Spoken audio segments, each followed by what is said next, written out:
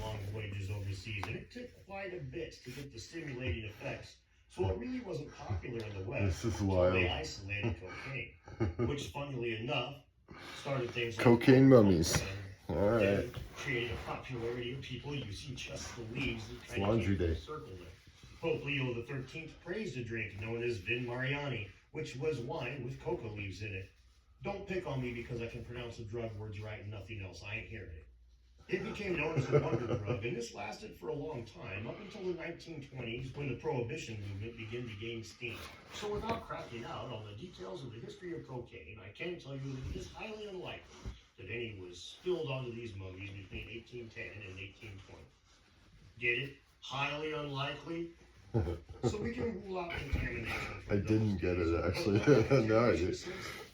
As cocaine was incredibly popular and legal for a time, it being used around the mummies and then spilled on them like at some degenerate island party, it really isn't out of the question.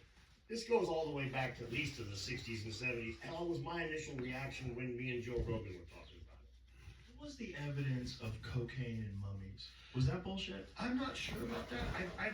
It's one of the things that every time I look into it, the data is kind of threadbare, and as a skeptical guy and a guy who's had his share of time in bars and bathrooms, much stronger feeling that there was some anthropologist in the 70s was just doing a fucking bump. I'm sorry. That's way, smoking a cigarette and doing a bump on the sarcophagus is way more likely than, just to me. But do you remember how Svetlana prepared the samples? She washed them with distilled water. Now this modern stuff that they started smoking back in the 80s, that oil, you're not going to clean that off without using alcohol.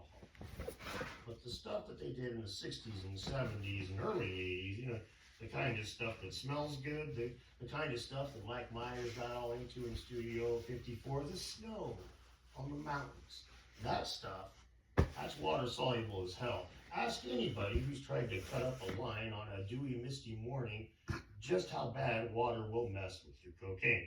Now, this is something that I don't know personally. Again, this is the kind of thing I had to ask around about and do a lot of research in order to figure this out. But I've talked to a lot of people, and this is what they said. And the same thing happens to 70s must have been cool, man. Oil. If you hit it with water, it's just going to rinse it right off of this thing. Now, if it's I spill water on a someone. large amount of tobacco oil that's isolated and rubbed in, that's different, which we will potentially discuss. So with cocaine, exterior contamination is basically out, and we're stuck facing the positive results of the tests and their implications, right? Not so fast, young Padawan. Skeptics bring up a number of complaints, and some of those are actually worth considering. Now, some of those are just grasping at straws. I'm working on a video response to Dr. David Miano of World of Antiquity. Now, as you can see, I'm not home yet. I'm still in Arizona, so the response to Dr. Miano won't be coming out right away. When it does, I'll post a link in my post tabs to my second channel and all that jazz. But I think what's really important to mention here is, well, next time I get in trouble with the law, I'm going to hire Miano as my attorney. The way that he is trying to just massage away, explain away all these positive tests is Saul Goodman. We'll just say that.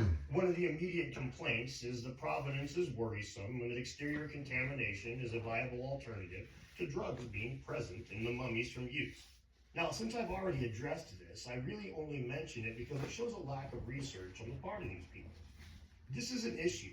Where there's smoke, there's fire, as they say, and in this case, the smoke is using faulty arguments, and the fire is an intense desire to debunk this.